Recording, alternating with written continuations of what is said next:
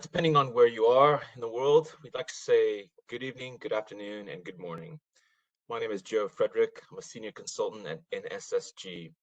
First, I'd like to say that in compliance with EU GDPR requirements, we are recording this webinar.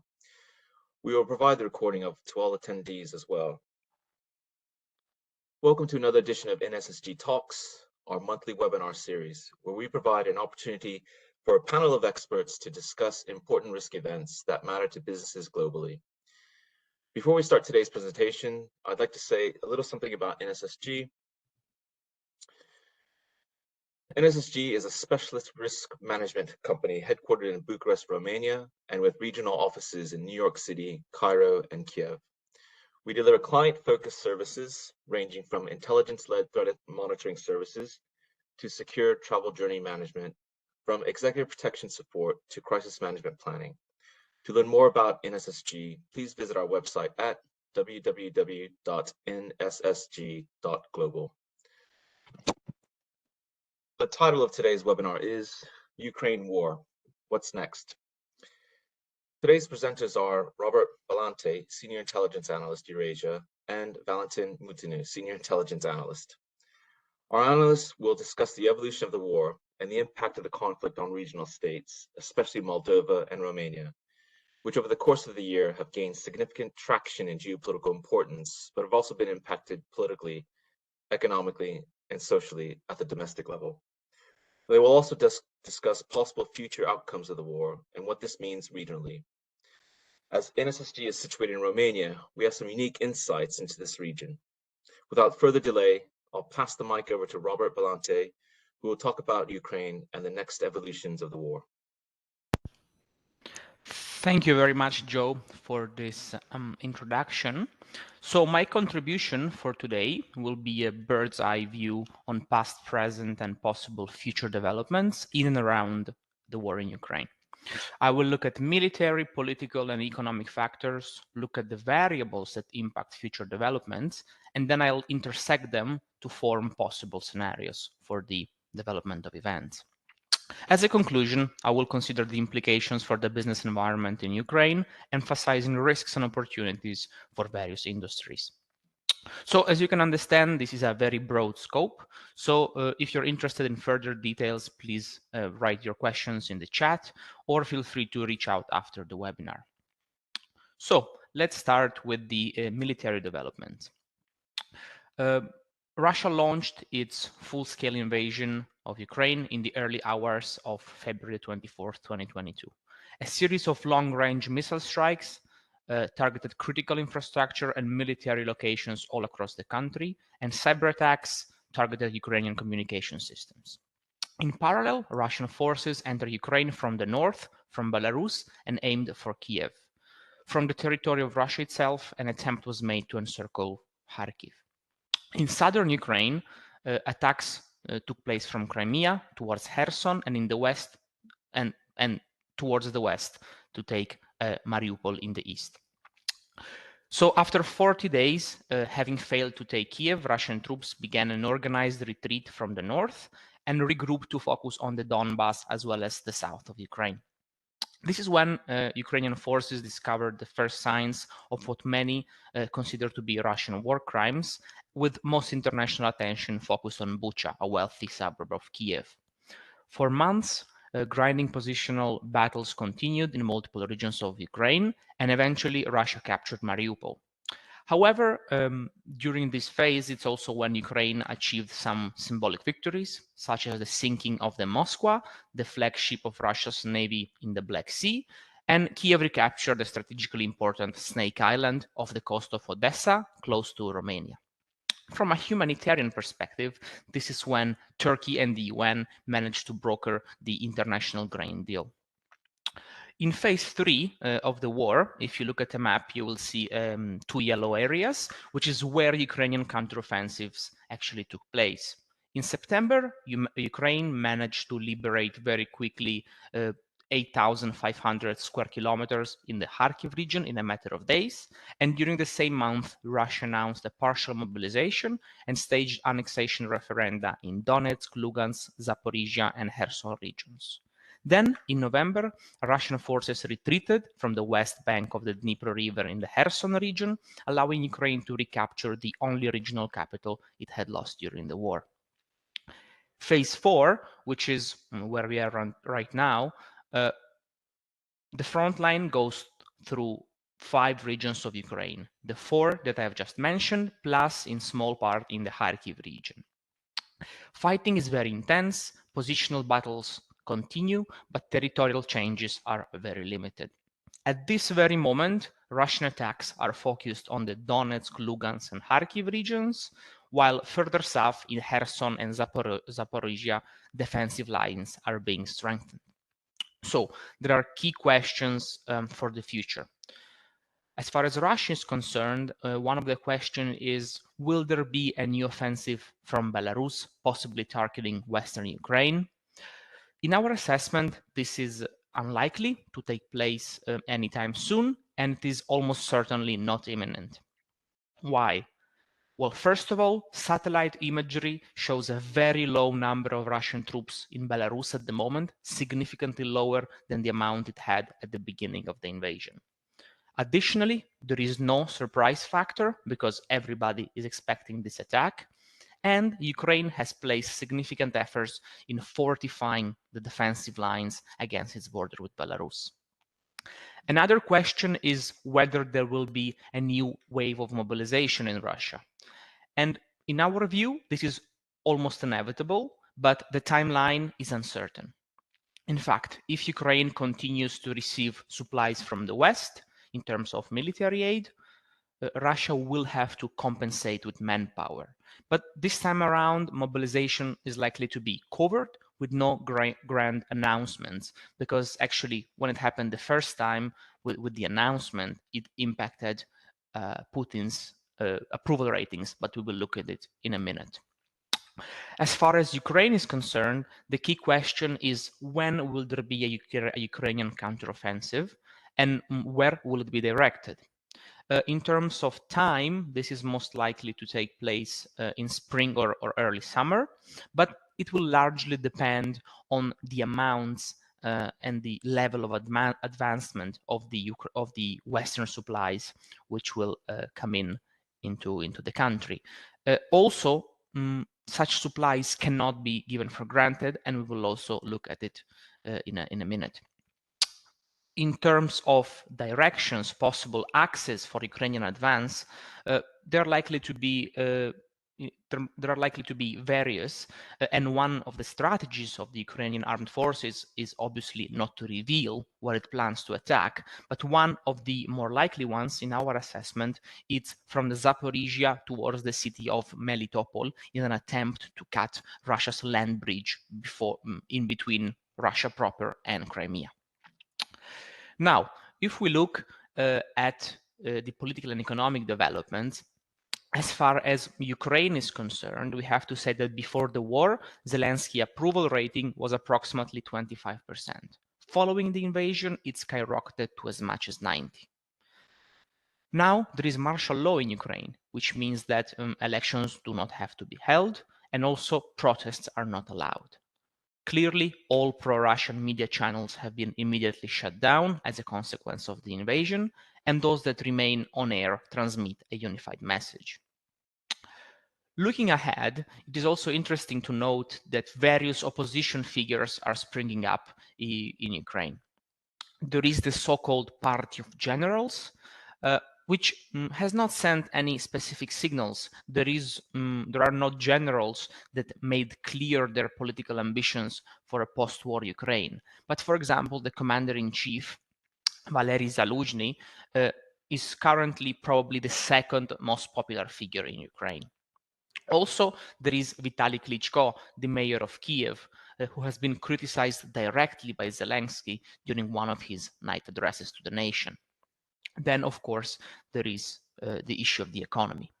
According to the most optimistic analysis, GDP has dropped by as much as 30% in 2022, and the elephant in the room in terms of post-war development is the complete dependence on external financing.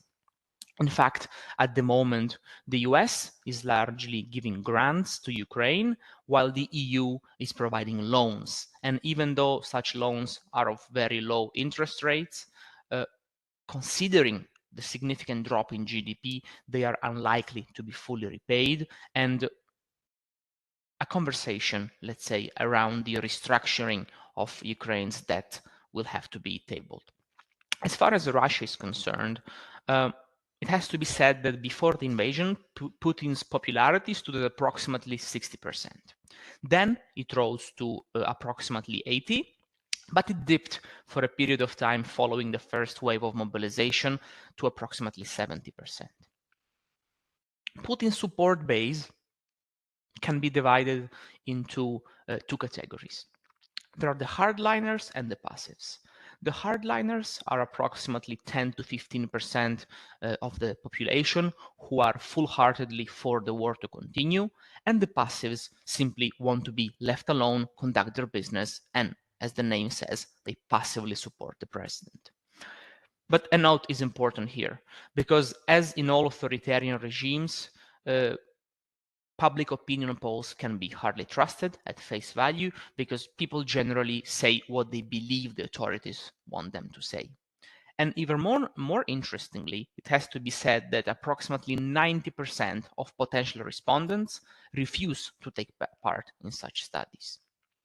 As far as media freedom is concerned, media has been clearly curtailed in Russia. And while before the war there were independent channels, radio stations, and newspapers, despite popular belief, currently there have been all shut down. In terms of economic consequences, what we have to look at are sanctions. So the restrictions placed on Russia have been unprecedented for an economy of this size. In fact, Russia had been a member of the G8, and comparable sanctions had only been imposed on countries such as Iran, North Korea, and Venezuela in the past. Nevertheless, it has to be said that the Russian economy has performed much better than expected, with early forecasts placing the drop to as much as 10% of GDP, but what it turned out was 2.2% of GDP during the past year. But even more interestingly, the latest estimates of the IMF place Russian economy at positive growth for 2023 of only 0.3%, but very importantly, that's higher than Germany's. In terms of variables that impact the future, so first of all, we have to look at the supply of weapons. And as far as Ukraine is concerned, we have to look at US and European supplies. So Kiev at the moment has secured the promise to receive main battle tanks from many Western allies, and it is already training its soldiers in Europe and the US. Negotiations have also started for the supply of fighter jets, but at the moment there is no clarity on this matter. Now, the question is, how many and when will tanks arrive? So we've seen the first Leopard tanks, German-made, but delivered by Poland at the end of last week, but this can be generally seen as a symbolic move because a very small number of tanks was delivered. Additionally, we have to look at how well will these tanks be integrated into Ukrainian ranks and units. So the supply of weapons can be seen as a lever that allows the West to directly influence the evolution of the war. In a linear way, we can say that the more supplies lead to greater chances of Ukrainian success.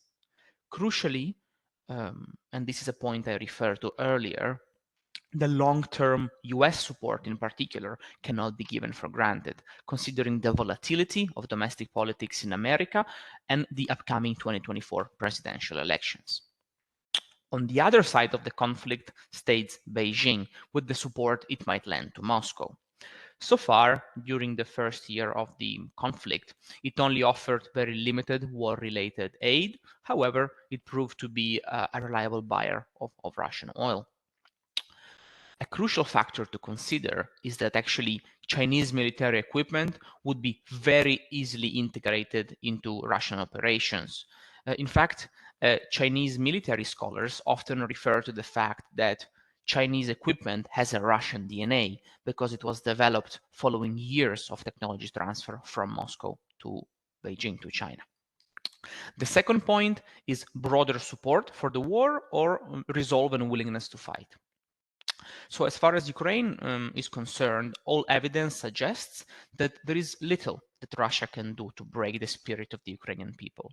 In fact, despite continued bombing of civilian infrastructure, the Ukrainians continue to support the war effort against a credible existential threat. In fact, Ukrainian soldiers fight for a clear goal, which is the liberation of their land. Nevertheless, it has to be said that signs are indeed emerging of increasing numbers of people that are unwilling to be mobilized and sent to the front, in certain instances also showing open resistance. As far as Russia is concerned, the situation is a little bit more complicated. In fact, even though Russia's first wave of mobilization has been carried out relatively smoothly, the initial goals of the special military operation, as the events taking place in Ukraine are referred to in Russia, and the goal of the demilitarization appears very much unlikely. On the contrary, Ukraine is as militarized as it has ever been. In fact, at the moment, Russian soldiers mostly fight for military salaries, which is arguably a much less compelling proposition than the necessity to fight for the freedom against an occupying force. Third point is government stability, and this mostly applies to Russia because nobody really doubts the unity of the Ukrainian people as well as their elites. Many observers are speculating, especially in the US, it has to be said, that Putin might be removed from power in 2023. As a consequence, both a pro-Western government as well as one made of hardliners could come to power. Were a liberally oriented force to establish control, it would most likely attempt to table negotiations with Ukraine and the West to end the war and therefore have at least some of the sanctions lifted. This, however, would upset the hardliners, whose response would likely be violent, leading to domestic instability. Where, on the other hand, the hardliners to succeed Putin, a spiral of unpredictable events could be triggered with the full mobilization of the economy for military needs, protests, repressions, and possibly even harsher sanctions imposed on Russia. Now, before looking at these scenarios, it is important to realize that they are imaginative. They describe possible future events, and in reality, the final outcome is likely to embed elements from all of them. Also, it is important to note that the final political outcome will be in large part obtained and reached on the battleground because the two sides at the moment hold diametrically opposed positions and they're unlikely to start negotiations anytime soon. So, first of all, let's look at the possibility of a Russian advance.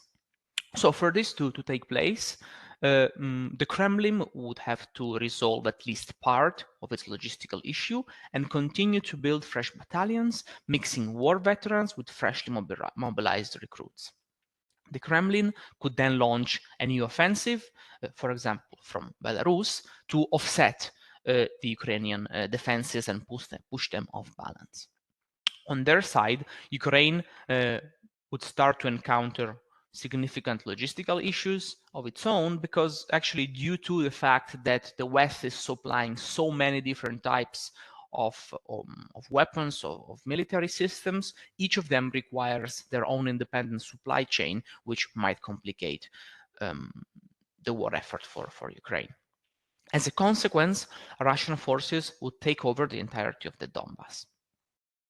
Under this scenario, in Europe, a peace-loving narrative would prevail, and the US, the Republicans, would manage to convince the majority of the population that the time had seriously come to focus on China and leave Europe to the Europeans. The West would stop supplying weapons, the US first of all, which would force Ukraine to start negotiations. As a result, an unstable truce would take hold on the ground, and Ukraine's process to join the EU and NATO would slow down significantly. In this scenario, in Russia, Putin would remain in power. A second possible scenario is for Ukraine to advance.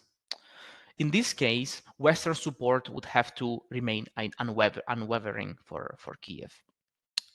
By the spring of this year, long-range ammunitions for high-precision artillery rocket systems would be delivered together with tanks in large numbers.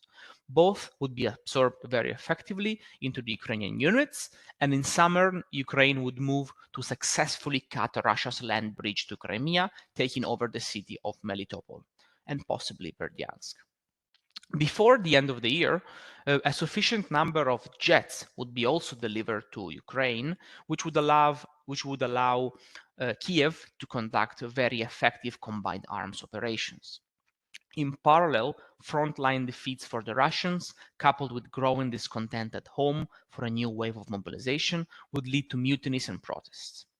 Soldiers would refuse to fight, and regular people in Russia would start strikes at factories. From a political point of view, Zelensky would be the leader of the Ukrainian success, but the party of generals would attempt to rival him domestically.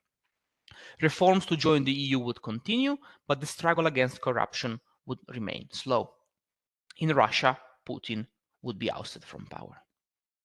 A third scenario, which in our assessment is the most likely, is a stalemate on the ground. Deliveries to Ukraine under this scenario would continue but not speed up. Russia would carry out successfully a new wave of mobilization, and it would train hundreds of thousands of new soldiers, both in Russia itself and in Belarus. Both sides would build up their offensive capabilities. But a breakthrough would be hardly achievable because both sides would be building their capabilities, offensive and defensive, and there would not be a breakthrough, as I just said. The Ukrainian will to fight would remain unbroken, but the Russian economy would continue not to feel the effect of sanctions, and the lives of regular citizens would be impacted in only a limited way. Ukraine would continue to rely on Western support, while Russia would manage to turn the war into a popular one, meaning of the people, motivating the people to fight and increasing the will to resist Ukrainian attacks.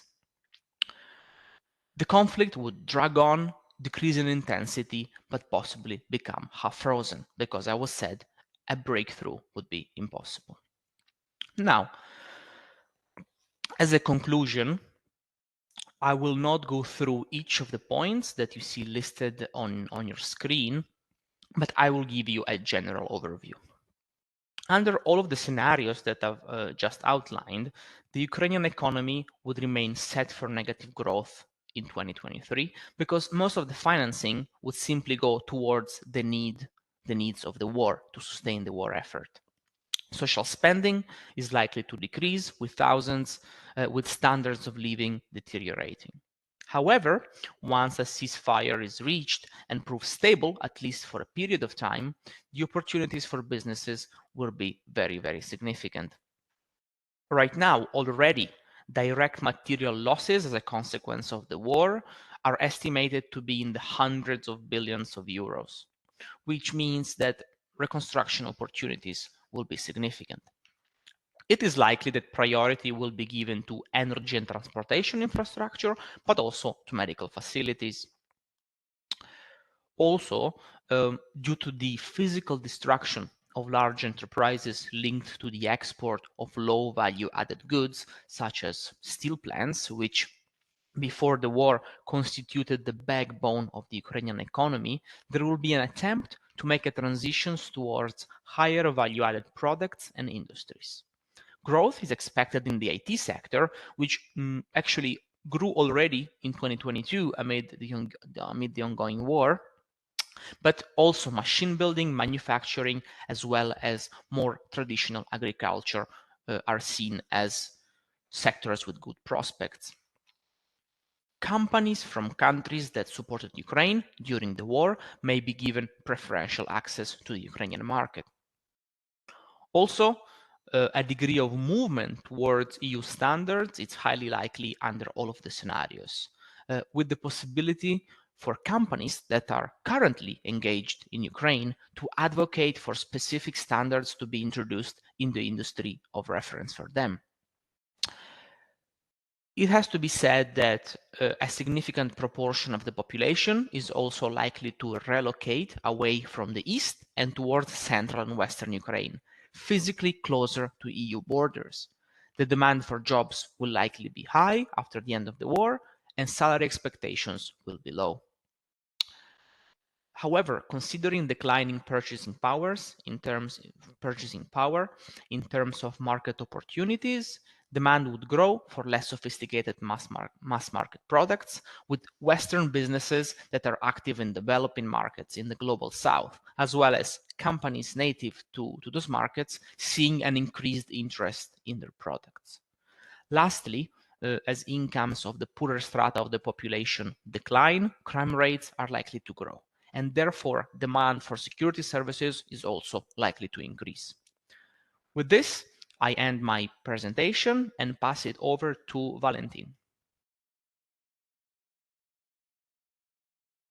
Thank you, Robert. I will continue the presentation with an assessment of the impact that the war had upon two of the neighboring states of Ukraine, namely Romania and Moldova. I will start my presentation with Moldova, a small country which declared independence from the Soviet Union in 1991, right after the collapse of the Soviet Union. Geographically, it is located between Romania and Ukraine and is a landlocked country.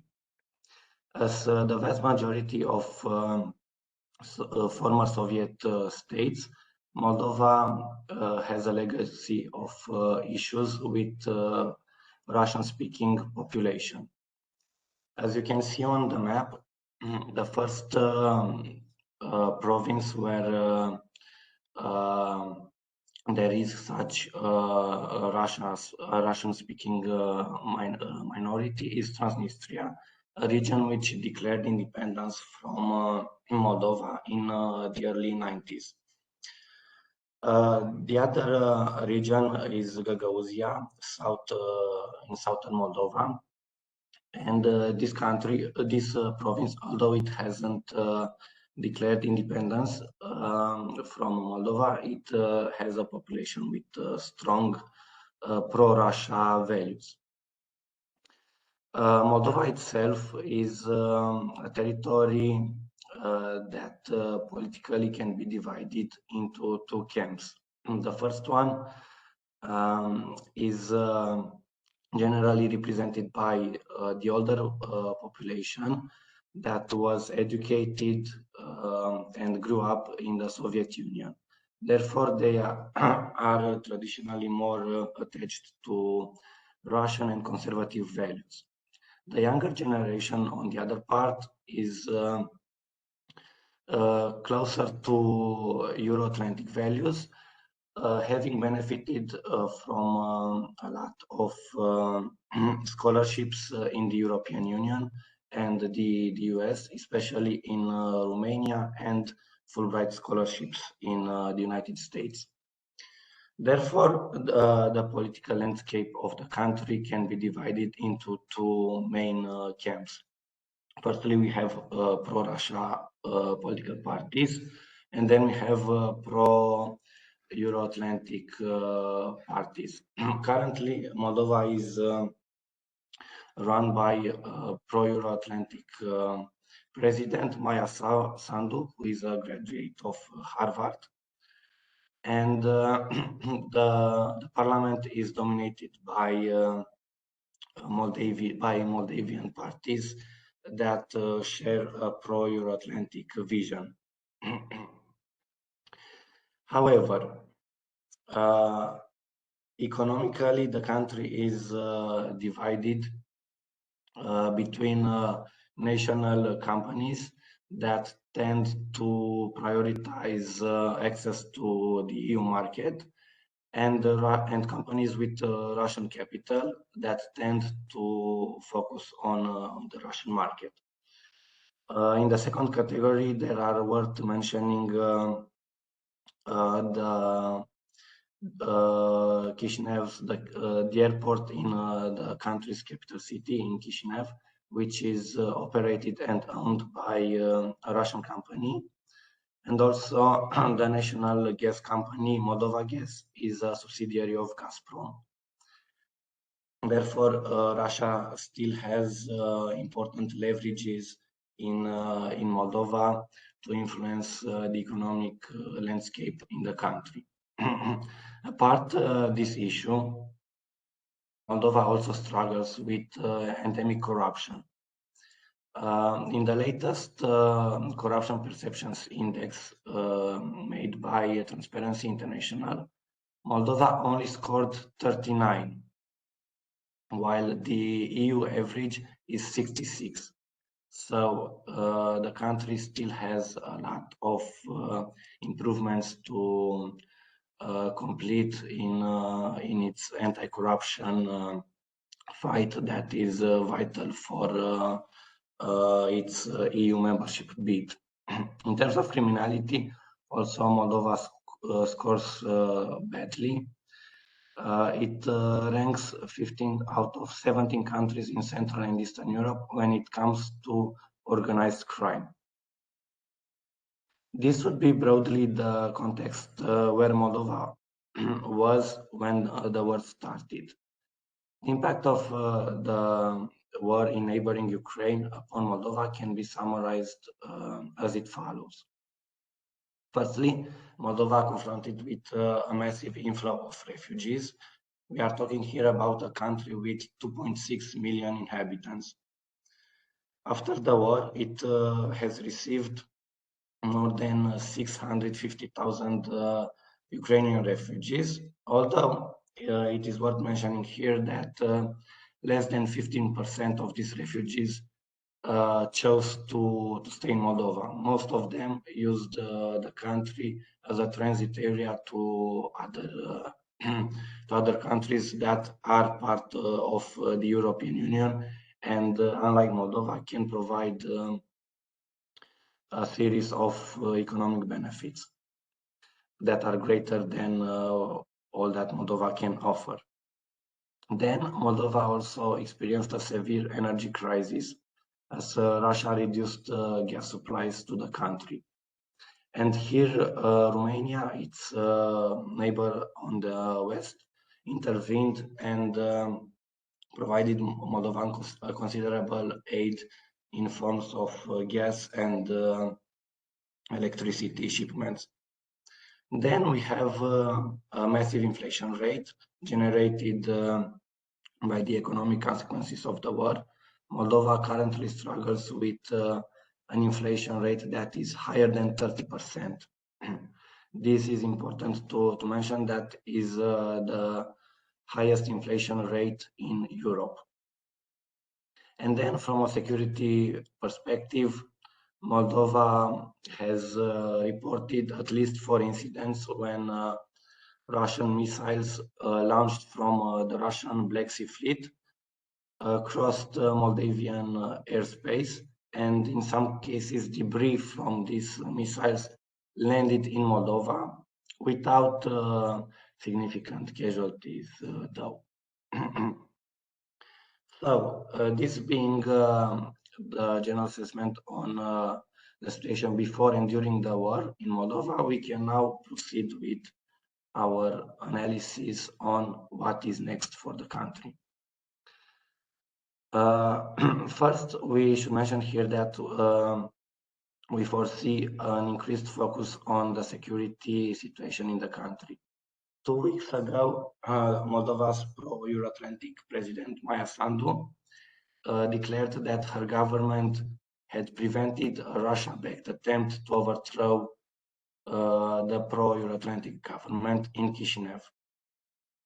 Days later, the parliament voted for the nomination of the president, who nominated her former defense advisor as new prime minister of Moldova.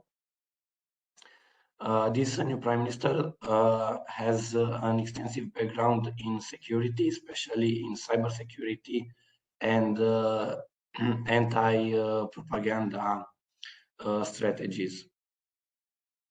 Apart from this focus, we also foresee a strengthening of the ties that the current government has with Euro-Atlantic organization. We expect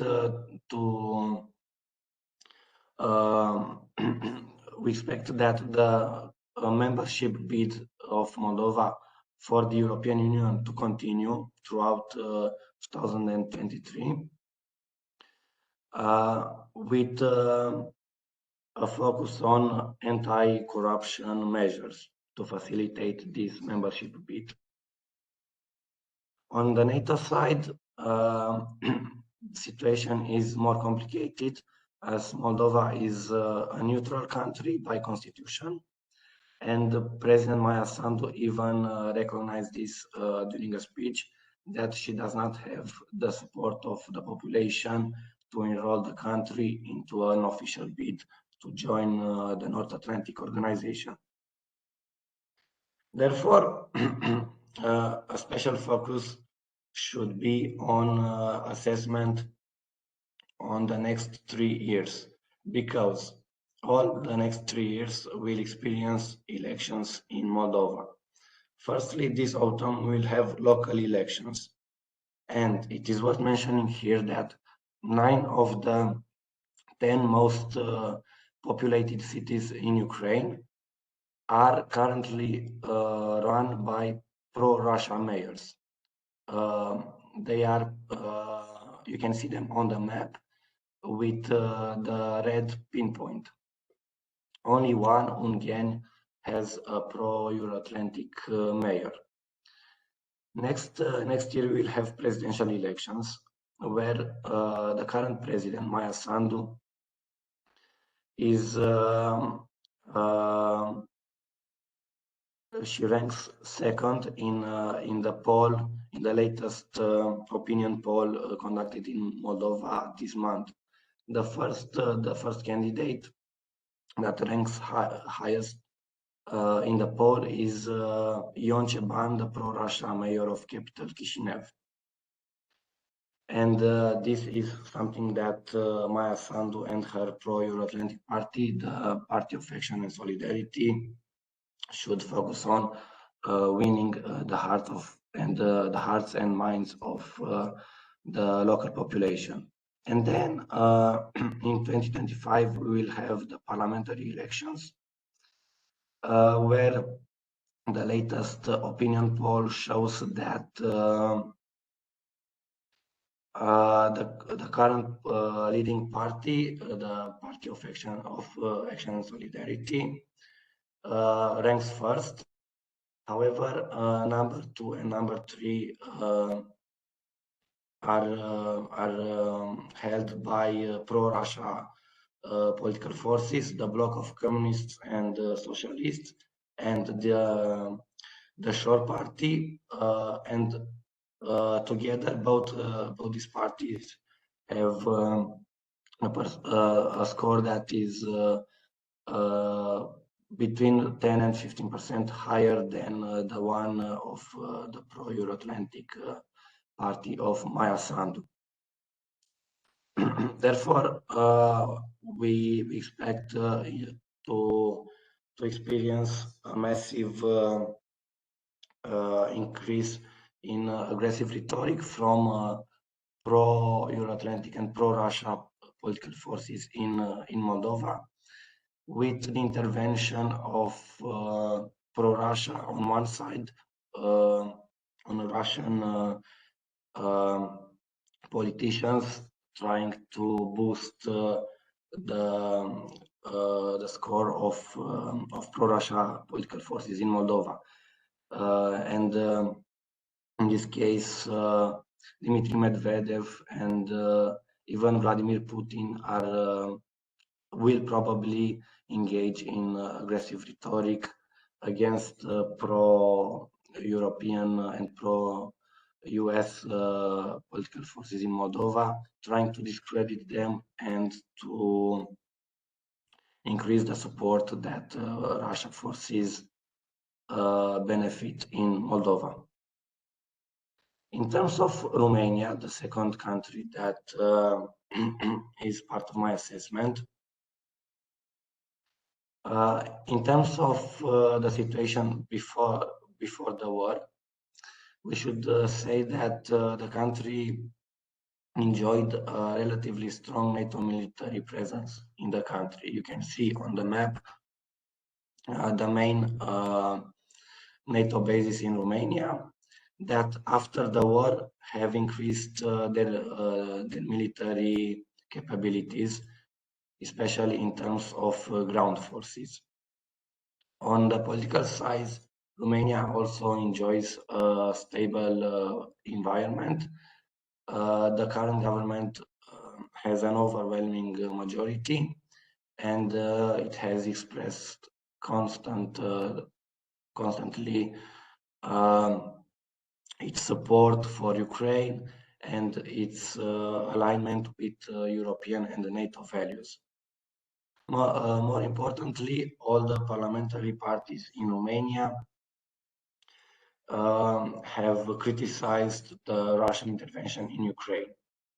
Therefore, even if the current government is to fail, any possible combination of other parties that could form a coalition would not bring a change in the country's foreign policy. In terms of economy, the war had a negative impact upon Romania that can be easily seen in assessing the inflation, which is slightly above 15%. However, this is in line with the global trend, and in fact, the inflation in Romania is lower than inflation in all EU states that neighbor Ukraine. The war also had a negative impact in terms of refugees because experts estimate that Romania had to spend more than 120 million euros on social expenses with refugees. However, most part of this budget was represented and was covered by EU funds. The war also came with a positive impact upon Romania, which can be translated through the friendshoring and nearshoring processes. In terms that many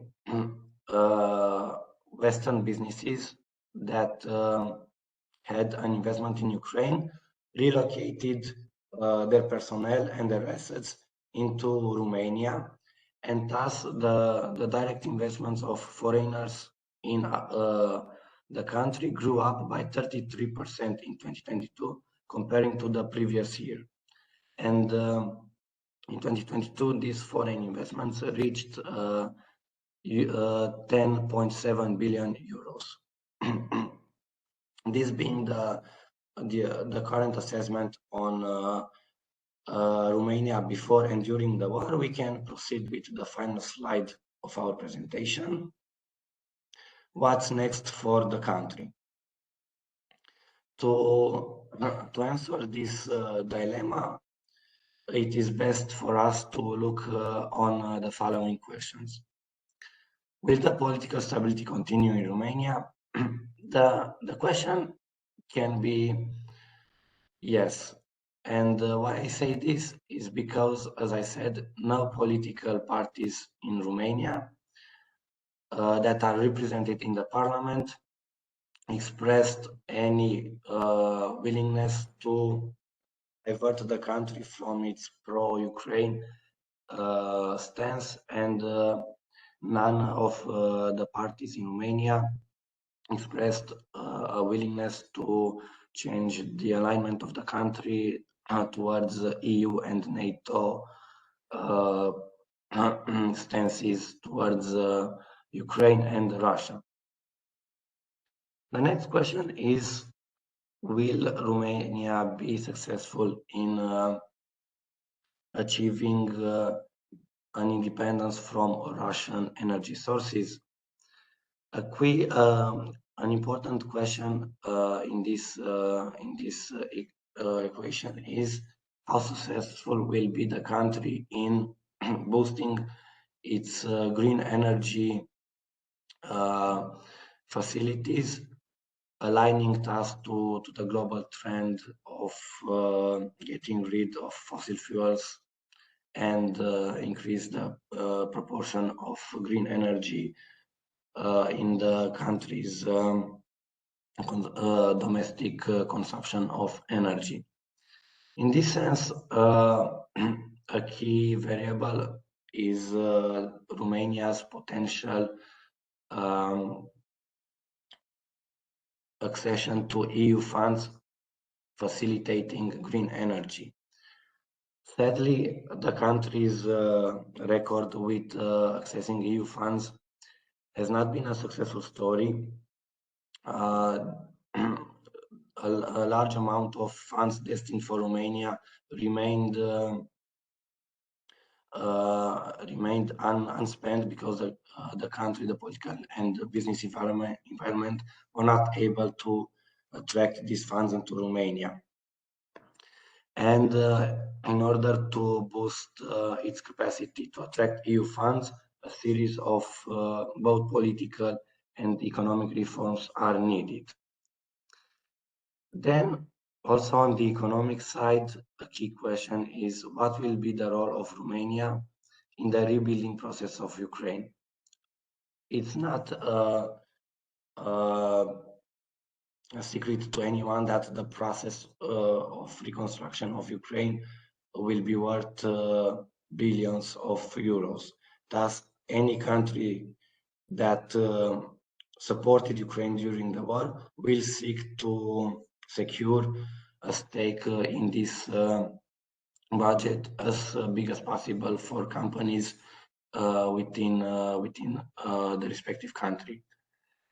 Therefore, Romania will naturally push to get a stake as big as possible.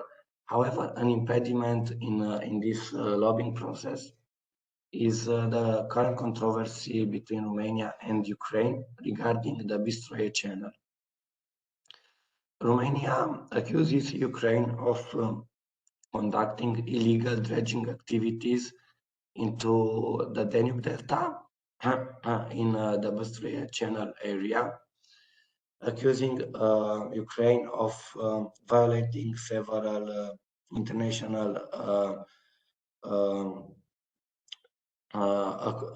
treaties that forbid dredging activities in this region, and also accuse that these dredging activities will have an impact on the environment in the Danube Delta. Ukraine, on the other side, mentions that its activities do not violate any treaty, and they are needed for the country to have secondary maritime route for its grain shipments that leave Ukrainian ports and reach Asian and African countries. Ukraine now is dependent on the Black Sea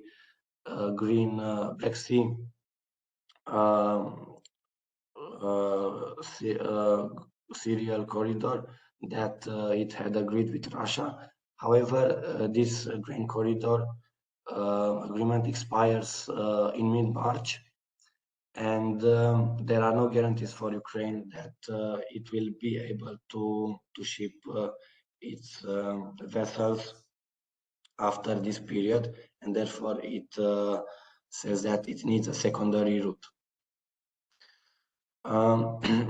There are messages from both sides that both parties, both Romania and Ukraine, are currently working on common solutions to overcome this controversy. Last, we have the question on how will the continuation of the war impact Romania's bid to join the border-free Schengen area. Currently, there are two countries that oppose Romania's bid to join this border-free area, namely Austria and the Netherlands.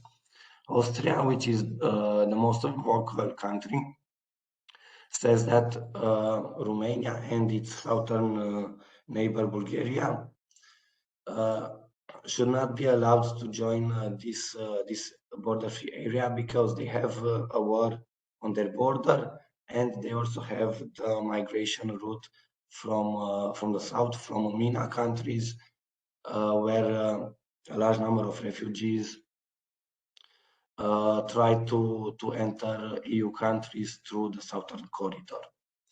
Therefore, Romanian politicians will have to invest many resources throughout 2023 to convince Austria and the Netherlands that the border controls of Romania can be trusted to guard the whole European Union against migrants from the east and from the south. With this, I would like to conclude my presentation and handle the floor to Joe, who is the host of our meeting. That's great. Thank you, Valentin, for those insights on Moldova and Romania. It's becoming kind of increasingly evident like how important those two states are in this region. And thank you, Robert, for your analysis and outlook on the potential trajectory of the war. At this stage, I'd like to open up the presentation to questions and answers. There are functions, the control functions, where you can raise your hand, you can type a question in the chat. We've got one from the host, so I guess that's you, Lily.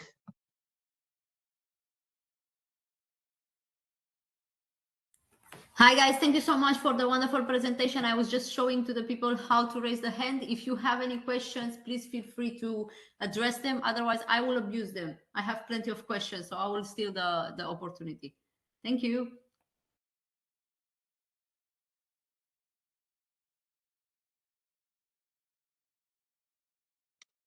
I've got a question on Moldova, since that's or maybe there is a question from someone.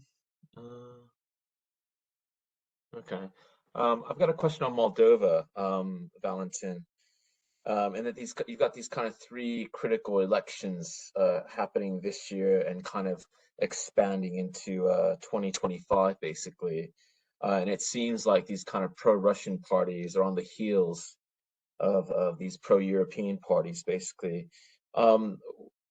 What are the chances of like these pro-Russian parties kind of winning these key elections, basically, and what does that mean in terms of the kind of, I guess, broader implications of the war if it kind of extends into 2024 and 2025? You know, what does that mean for the West and for Romania, etc.? It's a very good question, Joe. The pro-Russian parties are indeed benefiting from increased support from local population in Moldova. This is because they are in opposition and it's very easy for them to criticize the government. While the government, the party that is forming the government has to be in a defensive position. The pro-Russian parties have started organizing protests in Chisinau. Even today, they gathered thousands of protesters in downtown Chisinau and chanted anti-EU, anti-current government slogans. They also benefit from declarations from Russian decision makers that tend to destabilize Moldova. However, a distinction should be made between local population in Moldova with pro-Russian sentiments. As I said, the majority comprise older generation that grew up in Moldova, were educated in the Soviet style. So they feel nostalgic about their youth. This is normal for older people. They do not necessarily associate Russia with the Russian invasion in Ukraine. As we see in Belarus, the vast majority of the population in Belarus actually opposes Russia's invasion in Ukraine. Although in Moldova, there is no opinion poll to suggest this, it can be assessed that even the pro-Russia population does not support an involvement of Moldova in the war. Furthermore, pro-Russia political forces are not necessarily anti-capital from the European Union or from the United States. Actually, the first Western companies that opened businesses in Moldova did it during the rule of the Communist Party in Moldova in the 90s. Therefore, even if pro-Russia political forces come to power in Chisinau, one should not expect a sudden change in the political and business environments. Rather, there will be a transition in which companies with local presence in Moldova will have enough time to assess the situation in Moldova and to assess whether they should continue to have a presence there or if they should relocate their assets in a neighboring country like Romania. And therefore, caution is advised when analyzing the local situation in Romania and Moldova. A sudden change is unlikely, even if Russian forces come to power. On the other side, Russian military intervention in Moldova is also unlikely because Russia cannot secure a land corridor like it has for Crimea or for the Donbass region in eastern Ukraine. Therefore, for Russia to send military troops in Moldova will be next to impossible because it has to cross Ukrainian space, and this could be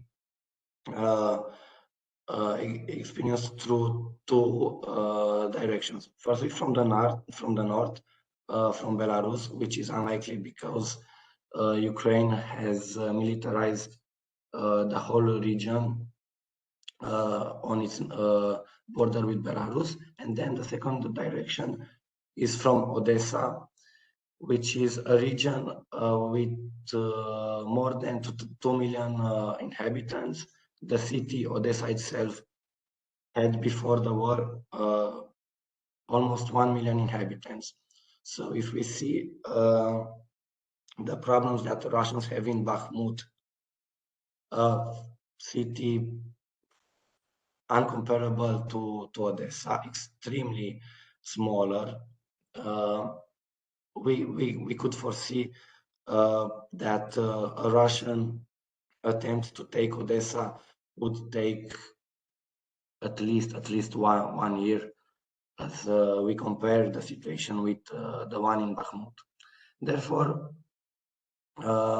caution is advised for all the companies with a presence in Moldova and with a long-term analysis taking into account daily, weekly, and monthly updates. And this would conclude my assessment to your question. Thank you, Valentin. It's very insightful. Does anyone have any other questions from the participants, or Lily? Do you have any questions?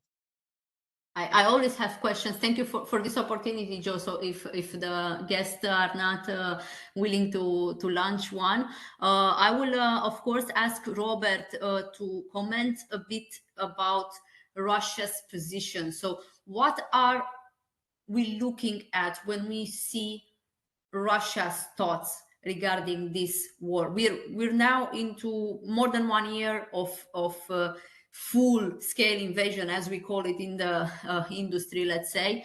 But definitely on both sides there are losses, and I would like to understand from your position, looking at the internal politics of Russia, which will be those factors decisive to put an end to this war? If you can comment, please. Sure. So we have to distinguish, in my view, in between what is Putin thinking, which unfortunately it's close to impossible to know, and what is the general public thinking. So during my presentation, there was a small part devoted to the public opinion, so we can look at that. The vast majority of the Russian population, it has to be said, it's passive. Even though what's happening in Ukraine is having a very significant impact on Russia itself, the majority remains passive, hopes for it to end, for them to conduct their business, but it's unwilling to do anything to stop it. Then there are the hardliners who might even think that what Putin is doing is not enough. For example, there is Ramzan Kadyrov, the leader of the Chechen Republic, who constantly calls for a renewed attack on Kiev. And then, of course, there are the liberally minded Russians that are ready to make concessions. They would like the Russian army to return back to its territory and for the war to end.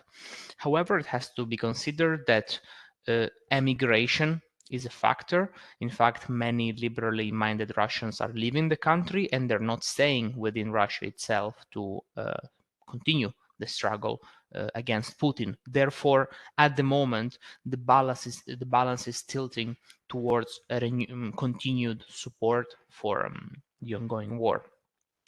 Of course, the situation could change if all of a sudden sanctions start to have a much stronger impact on the economy, and the lives of ordinary citizens, of the passive ones, are affected and they turn against the war.